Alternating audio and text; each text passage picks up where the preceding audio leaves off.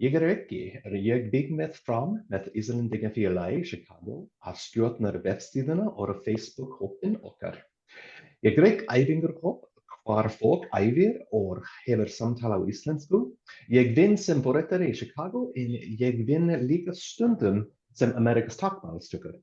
Ég er að sitja hérna með Óskar. Hann er Íslensk kennari.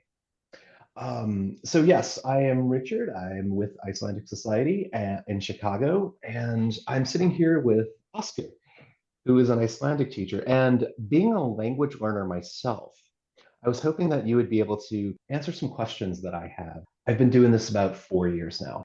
Reading, I think I get pretty well. I love reading. But like we were talking about a bit earlier, I'm hoping this can kind of maybe shed some light on some learners that might be experiencing some frustrations. But first, would you introduce yourself? How did you get started with teaching Icelandic? Yeah, thank you, Richard. That was a wonderful introduction and glad to be here with you. Happy to hear about where you're from and what your journey is and where you want to go to next. Yeah, so my name is Óskar Bragi Stefánsson, and I run this Icelandic teaching business of mine called Speak Viking. Sometimes I sort of call myself Speak Viking, a little bit tongue in cheek, not very serious about that or myself. And I've been teaching Icelandic now online for about 10 years. And I've always done it as sort of a side gig to my main work, which has been a lot of it in retail and in sales. But yeah, I've been working on this business of mine for 10 years now, and how I got into it was I was thinking of a way to help other people, and I looked at some of my skills, and I saw that there was a hole in the internet. There was a need Mhm. for somebody who could teach people Icelandic, and I met some really wonderful people along the way and have sort of fallen back in love with Icelandic in that process, which was sort of it was a very pleasant surprise to me. On the personal side, about me, what I enjoy doing when I'm not teaching Icelandic or working, I love spending time with my daughter, uh, who's 4 years old, and I love spending time out in nature when I can, and I love to warm up with a hot cup of good coffee and cool down with an ice plunge. Wow. And and uh, and maybe to to wrap it up, I should mention that I'm a bit of a human IMDb, meaning that I love movies and everything about movies for whatever reason. If it's about movies, it tends to stick in my brain. And I can probably tell you who the cinematographer was on your favorite rom-com. Wow. Yeah, Okay. yeah, All yeah. right. All right. We may throw some questions about some Rube TV shows afterwards. Um, but yeah, so if we can move into you know, podcast, I'm a little selfish here. Um, so I kind of want to move into like kind of talking about learners, what we should be doing, how we should be doing this. Um, could you, I mean, at first, could you describe like what type of students do you are coming to learn Icelandic? Are these, people immigrating to the country? Are these university students, heritage language learners? Uh, how foreign, basically people coming to work in companies in Iceland, like what are the students? So the main group of people that I work with are people who love the language, Mhm. and they tend to be people that live abroad, either in Europe or the US. Although I have taught people from all over the world, from Australia, New Zealand, Japan, but Wow. Mostly it's Europe and the US, and tends to be people that fall in love with the Icelandic culture. I think the Mhm. first step is usually Iceland itself because of the nature, and it's so beautiful and it captures people's imagination, and Yeah. then that inevitably leads them to the language. So yeah, that's the main sort of student that I work with, but I also have experience with people who live here in Iceland and want to get a better handle of the language because it's a big part of integrating into a society is learning the language. Even though 99% of Icelandic people speak excellent English, there is a bit of a disconnect for people when they don't know the language as well as they would like to, Mhm. and that breeds a certain type of alienation in them. And I think we are a little bit challenged here in Iceland compared to other Nordic countries like Norway, Denmark, Sweden, where they have really strong programs. Mm. In Iceland, we are not as strong, I think, in taking people on and getting them to learn the language. There's also the aspect of the language itself just being a little bit maybe more challenging than some other languages with I see.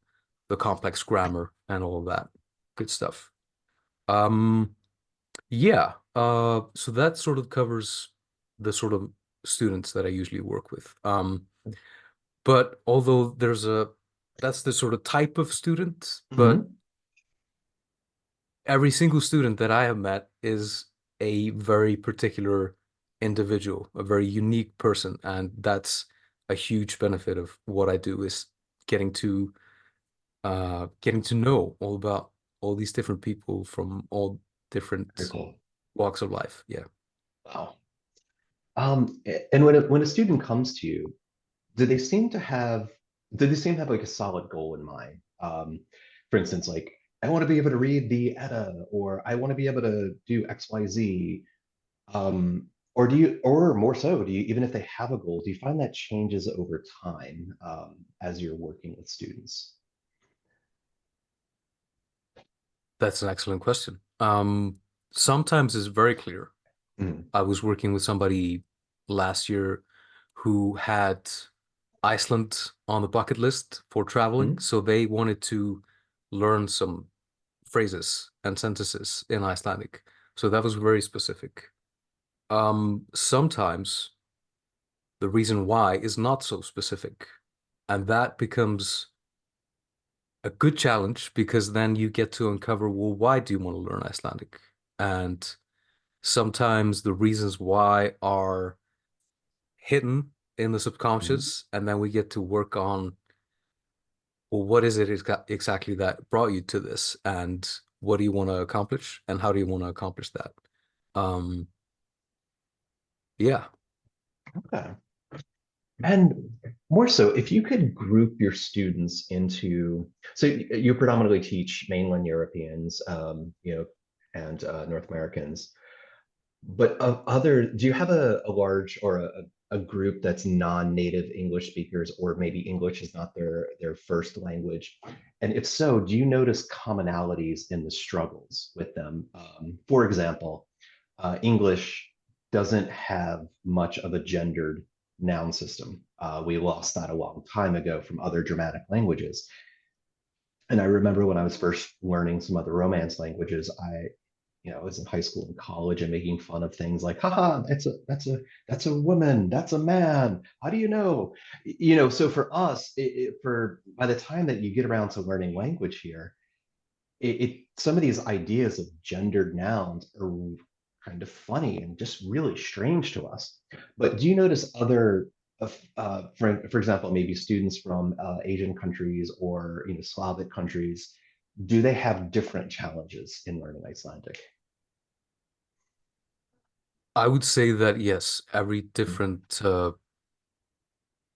nationality has its different challenges, and you just mentioned a really interesting one because I recently had a student from Scotland, and whereas they might have the same challenges that you mentioned with the English, they're at a real advantage in that the pronunciation is not a challenge as much for them, because the way that Scottish people speak and the Right. way that Icelandic people speak is not that dissimilar.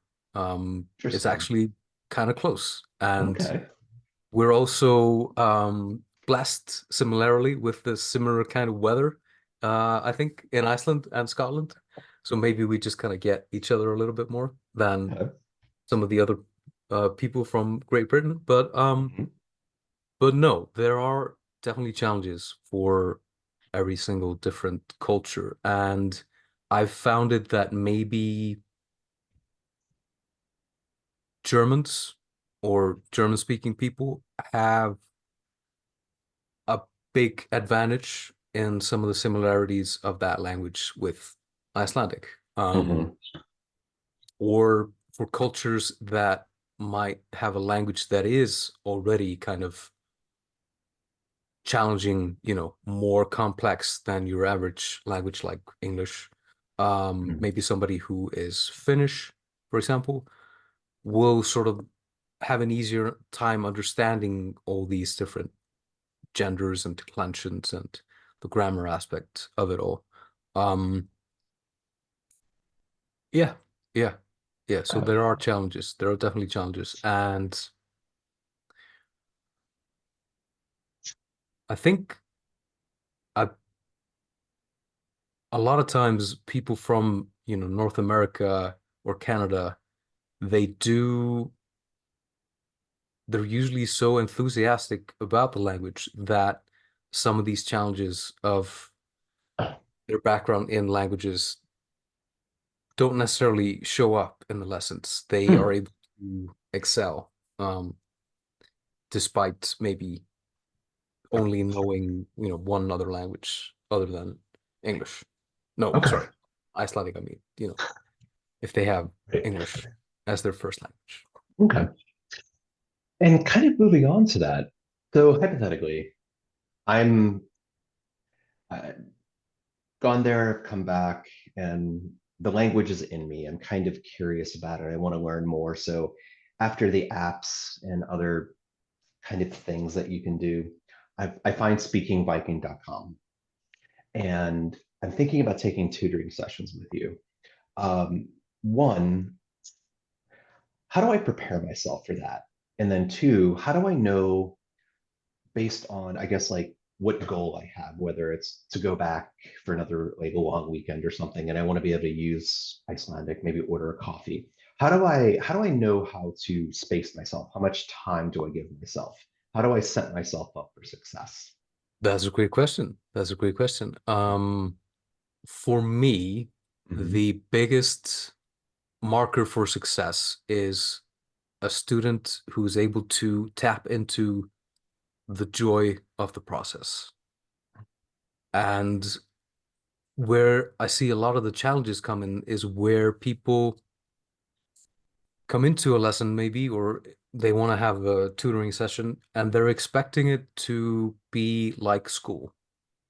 Mm. And I would say, you know, for a lot of people, maybe not everybody, but for a lot of people, school is not fun. School is very dry and it's not exciting. It's not particularly fun. And so I think a lot of times people are waiting for the hard ass drill instructor to show up to the lesson, being like, I should start acting like a general and yes, and you will address me as sir, sir, speak Viking, and you will do 100 grammar exercises before uh, daylight or something like that. And that's just not how I work. So I focus on what it is that brought people to the language and give them help to uncover the best way for them to excel at Excellent. learning Icelandic.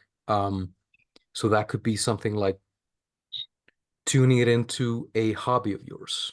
Hmm. And I heard a great story recently about somebody from the Czech Republic, and they were reading a novel, a sci-fi novel, and this was like a series of books. Like you have the series of, there's the Dune books and all that stuff. So this was kind of like that. It was a sci-fi series, and so they had translated one of the books into Czech.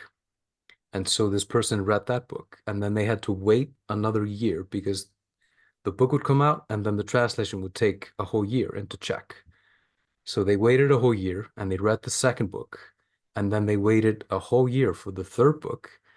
And after a year, the book didn't come out because the other two books hadn't done well financially. So they just decided, okay, well, to hell with it. We're not going to do any more translations.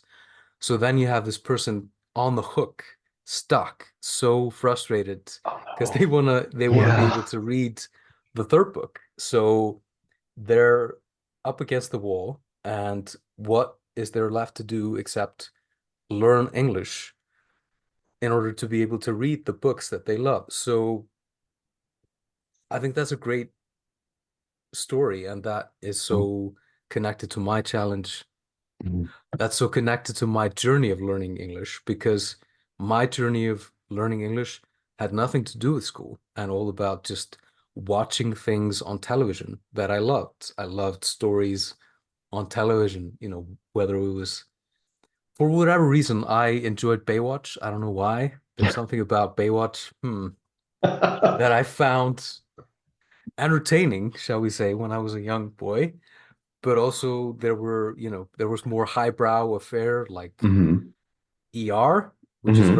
it's very apropos that we should mention that. ER takes Hmm. place in Chicago, I believe. I And I don't The know actually. Simpsons, The Simpsons, of course, that take place in Springfield, but it's a nondescript Springfield. It's one of the Springfields in Right. America. We don't know. But yeah, so I wasn't aware that I was learning a language. I just was watching stuff on TV. And then one day I woke up and realized, oh, wow, I've learned this different language. I had no idea.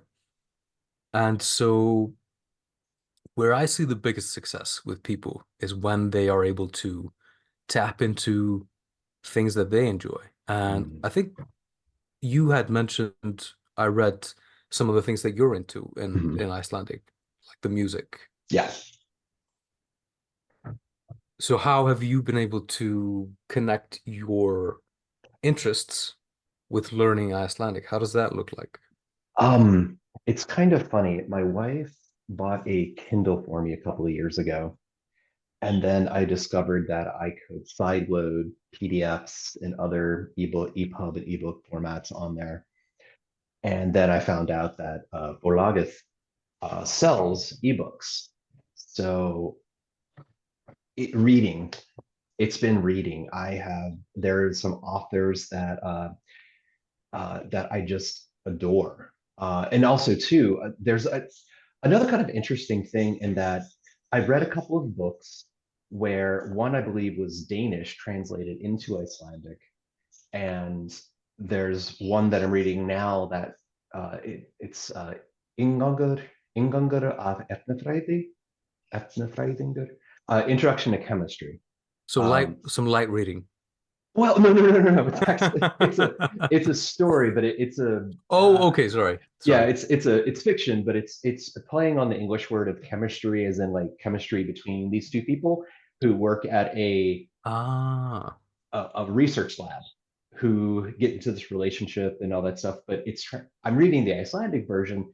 Never in my life would I have ever given this book the thought or the light of day in English, because it but here I am. I'm reading this. It's a book that I never would have even thought of, an author I never even would have discovered. But here I am reading it now, and it's also to the point where in the practice groups that I run, it's kind of neat. We have people from with Slavic backgrounds, with Eastern European backgrounds, with South African, and it's kind of neat. We started even yesterday in our practice group. We started talking about books that we like from our childhood. And someone brought up someone brought up Dr. Seuss and how the other, like the non-Americans were like, who, what? So it was just kind of this realization that, wow, this is, so what were the books you read as a child? And then that got me thinking, what should I be reading now? Okay, can you guys recommend a book written in your native language that you know has been translated into Icelandic? So it's kind of funny, by me learning this really small little language on this island in the North Atlantic, I'm now discovering other books from the States, books from everywhere, from other places that I never would have, again, never would have given the light of day or even been a thought in my head. And now I'm discovering so many new stuff. The music, uh, I no, the day that I fell in love with the language, I was on the plane back, and Icelandair had various artists. So 6 hour flight. I'm kind of bored, like I can't sleep, so I'm looking for something to do, and I came across Laura Runas, um, and I just she has such a haunting, the melodies in her songs are just amazing and haunting. And then I just started buying that music, and then later someone showed me MC Gyote, um, and then I discovered that I had a coworker from Iceland who was getting worried that I was learning speech based on MC Gyote, and so he started recommending like even a wider range of stuff. But I always have come back to MC Gyote, and I I don't know, it's one of the things I'd love to see him live one day, just because his shows look so fun. So yeah, and I guess that, and it's so good job, by the way. I forgot who's interviewing. I But turned the tables on you, oh, Richard. have you? Now the Yes. tables have turned. That's Yeah. excellent. I love MC Goethe. I love Yeah. him. He is fantastic. His live shows are amazing. There's so much Oh, energy, and he's able to, I think, commune with the audience in such a mm, beautiful way. And his lyrics are incredibly funny.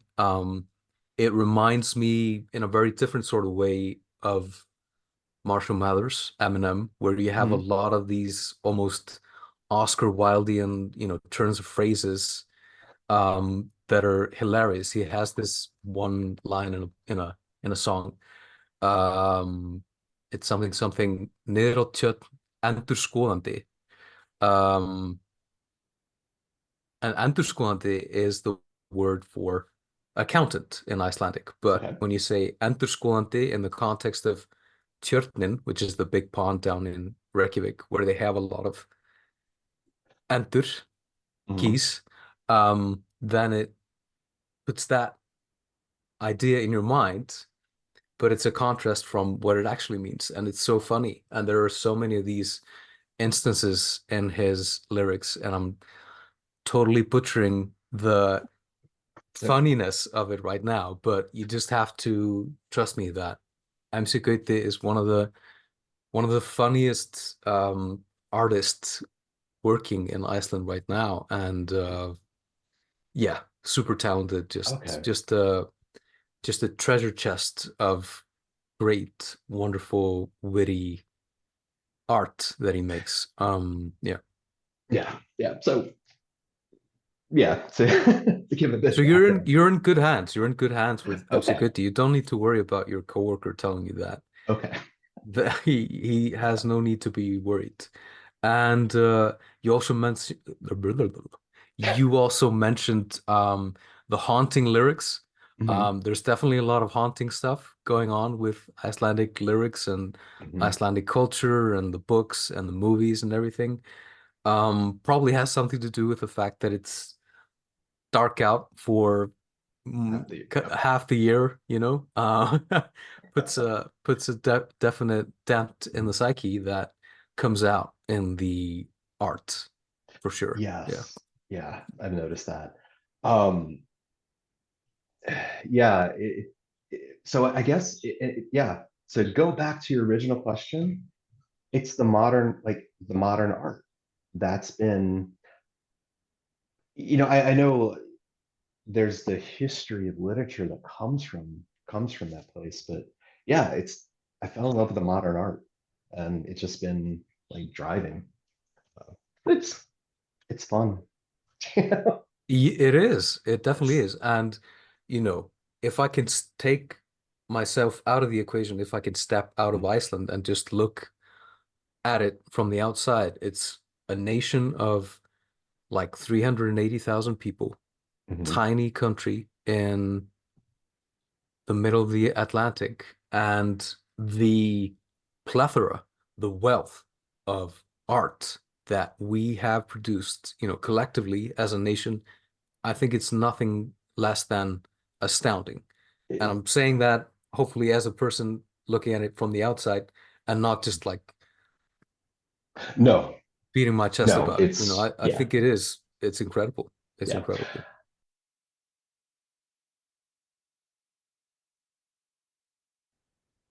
And okay, so I just kind of coming back to, me being the interviewer here.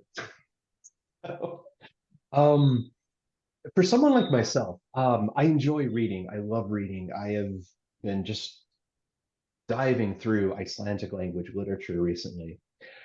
But when it comes to speaking, other than that little blurb I gave at the beginning of this recording, and which, by the way, was written out, and thank you for the corrections, by the way, um, I freeze. I just go, um, I'm happy to sit back. I understand what my practice group is saying, but when it comes to someone's asking me about, oh, what did you do today, or this or that, I'm not sure how to get my thoughts out. And it's not that I'm sitting there like trying to mess with the declensions. I'm okay to make mistakes, but it's just that I guess how do you coach your students to handle that freeze and being able to express themselves verbally? Yeah, that's a great question. Yeah, it's a really good question. And it's an interesting problem to have. And I think there's like two sides to this. Mhm. And I'll jump into the life hack side of it, which is usually what everybody wants to hear. Like, give me the quick, cool solution Of to course. maximize my results and make sure that I'm living my best life. Um, so what I would suggest for you in this Mhm. scenario is the life hack of using stall words. The life hack of using stall words because it will buy you more time. Okay. And sometimes all we need is just a few more seconds to get realigned, to get tuned into what it is actually that we want to say. Mhm. And stall words are awesome for this because they buy you some time, but they also signify to the person that you're talking to that you need a moment. So it kills that sort of social awkwardness. Makes So sense. let's say that you want to say something, um, but you're a little bit flustered about what it is exactly that you want to say. So then what you can do is you can say hérna, Yeah. hérna, Okay. or heyrðu, It okay. or something like um, látum okkur sjá. And there's a plethora of these stalwarts, but Okay. hérna and heyrðu are good ones, or score as well is a good one.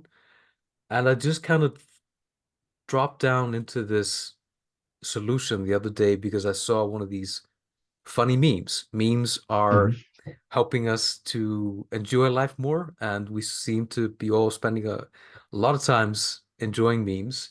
But this one was really helpful. It was the Salt Bay guy, and it had all these little like stalwarts that you can sprinkle in Oh, excellent. in order to sound Okay. more like a native Icelander. But I think the biggest benefit to using stalwarts is that it buys you more time.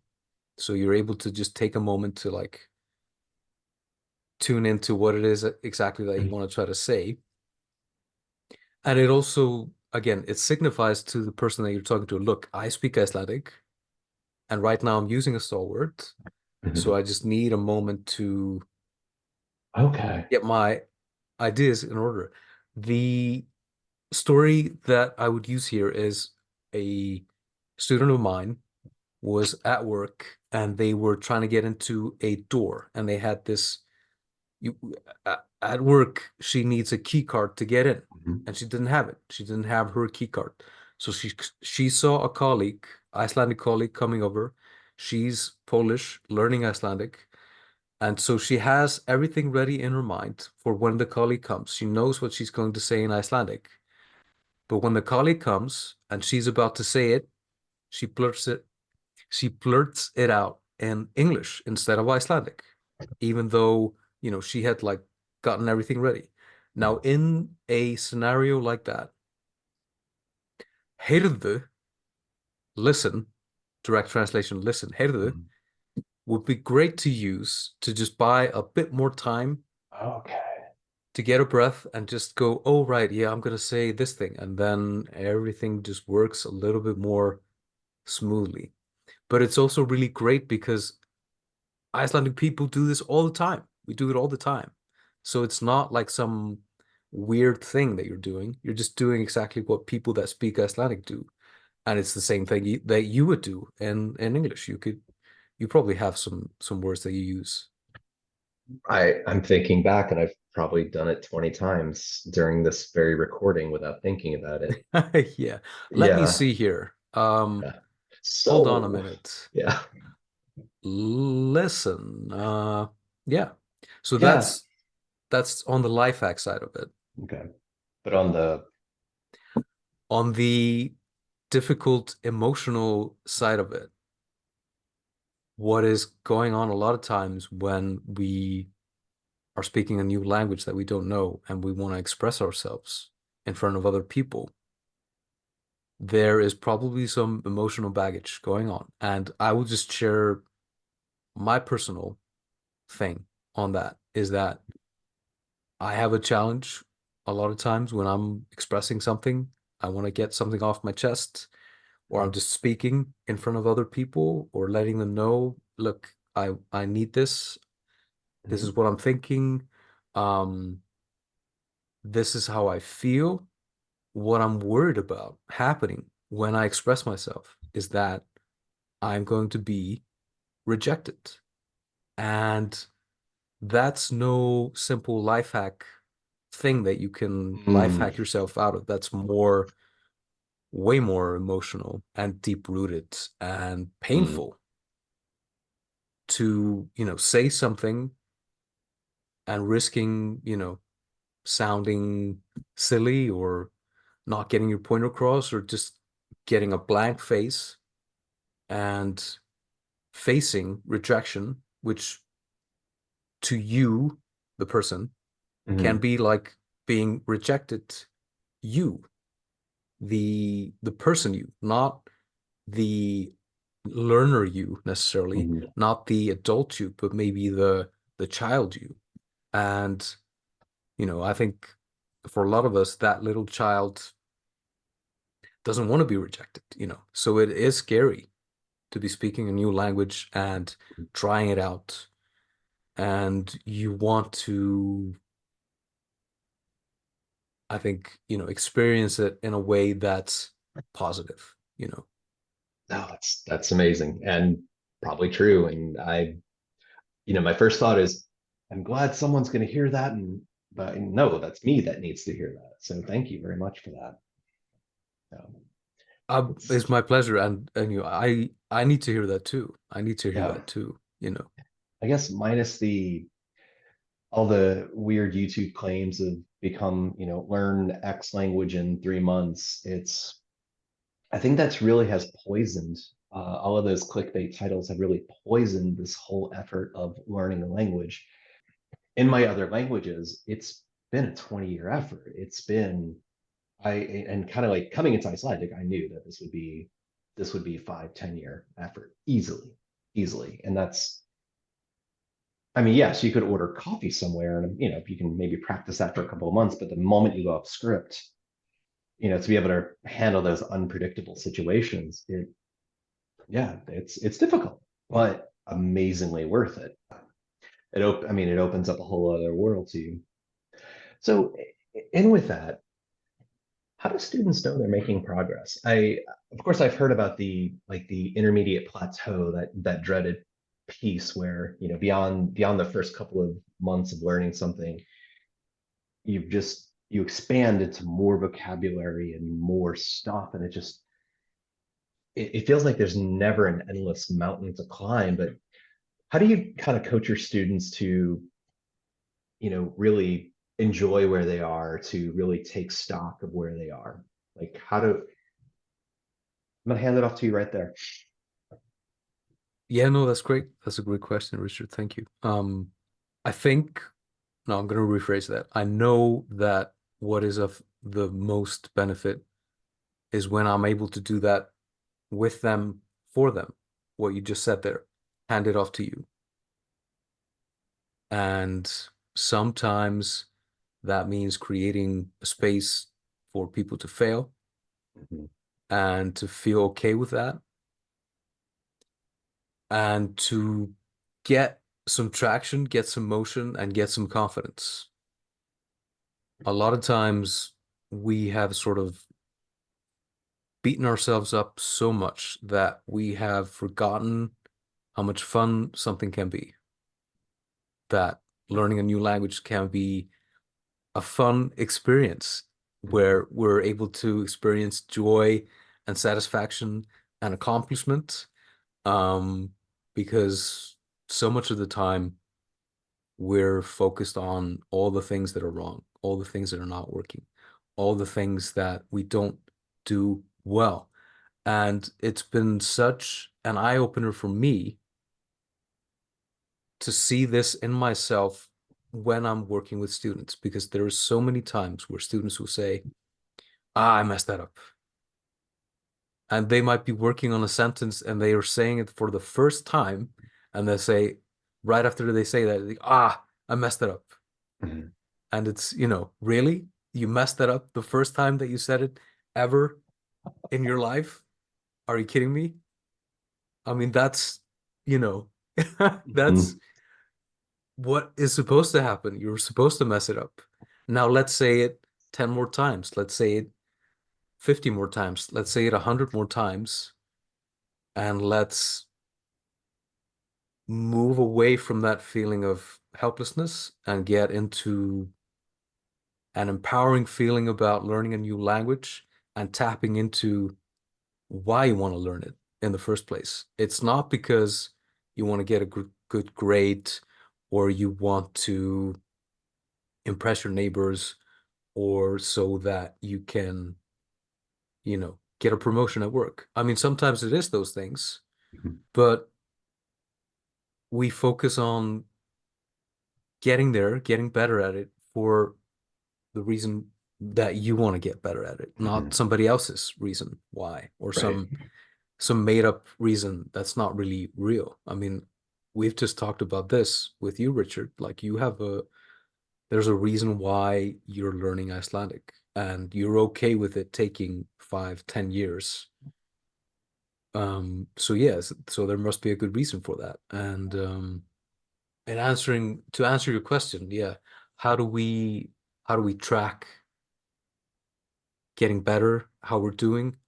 I think when I see that people are tapping it into what they love and they're feeling joy about it and they're seeing that they are getting better and are able to experience that, that's huge. And you know, that can make the difference between something taking a whole year or Mhm. taking a month. Wow. The joy, the joy is everything. The happiness is everything. The feeling of accomplishment.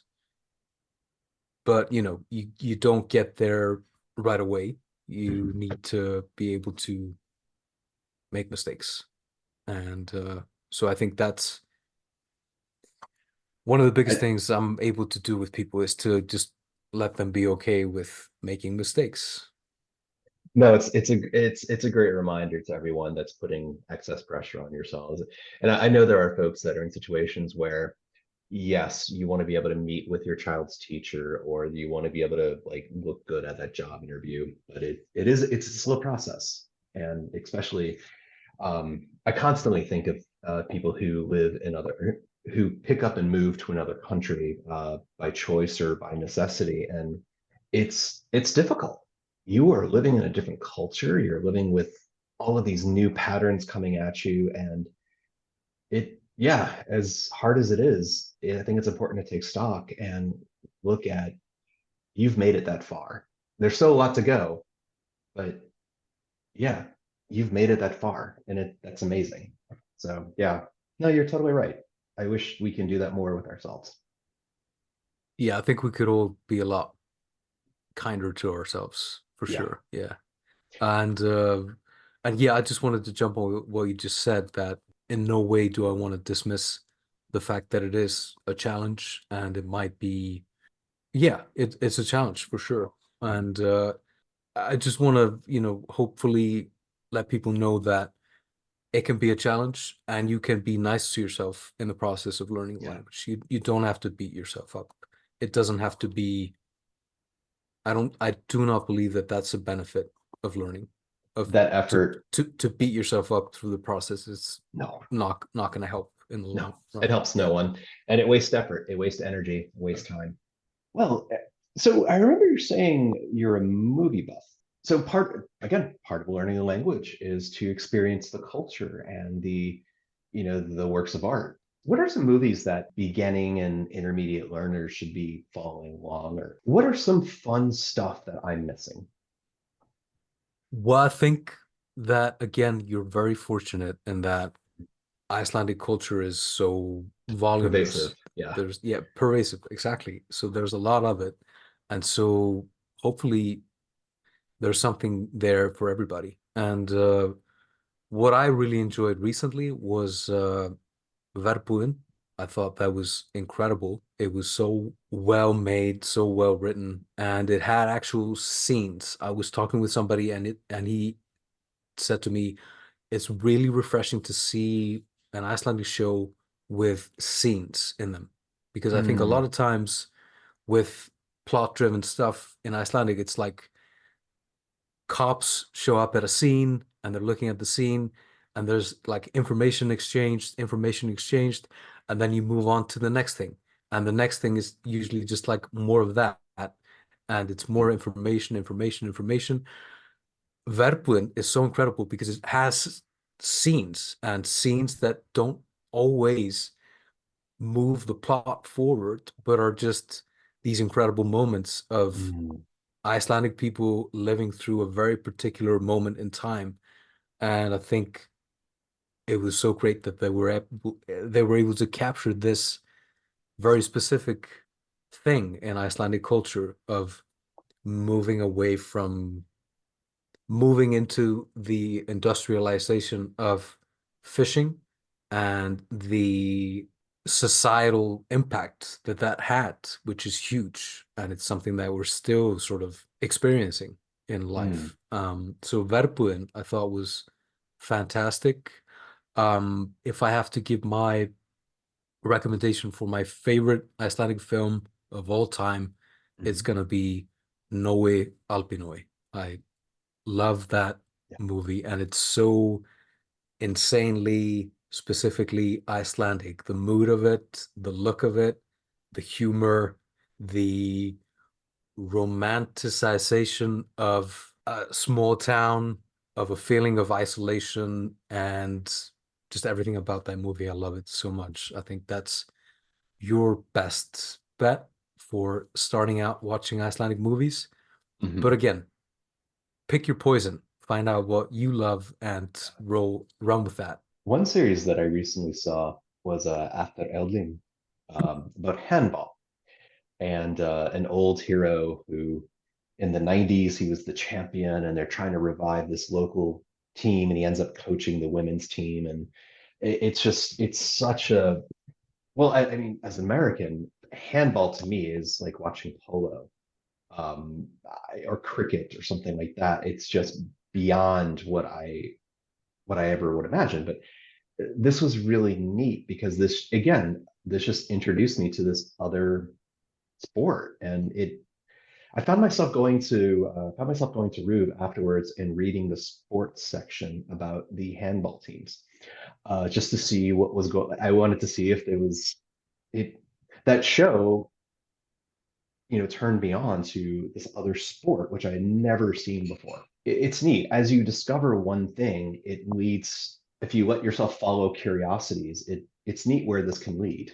Yeah, I think that's a great observation. It's a very specific subculture that they're covering. And this is just making me think about a movie that I love, which is High Fidelity, that takes place again, I want to say in Chicago. And yeah, it's about, this guy who runs a record shop who's a music snob. And you see this movie and you get uh blasted into this world, this subculture of Mm. vinyl snobs that are just fixated on music and coming up with the top 5 songs for when you're depressed and all this stuff. And yeah, it's just fascinating to dive into a new world, a new subculture. So yeah, I think that's fantastic. I'm happy to hear that you enjoyed that Yeah. series. Well, I want to say thank you so much for this. This has been great. And if anyone is looking for you, if someone is interested in signing up for tutoring classes, where might they find you? They will find me on the interwebs. I am Okay. on the interwebs, and you can check out speakviking.com. There's a Facebook page, Speak Viking. There's a YouTube channel. There's an Instagram. And you can send me an email to Oscar with a K, Oskar at speakviking.com. And I do my best to answer any and all emails that I get. So you can drop me a line there and ask me a question. And yeah. Well, Oscar, takk fyrir tíma. This has been great. So thank you very much. Takk sem leiðis, Richard. Þetta var geggjað. Gaman að spjalla við þig. Takk. Okay. That's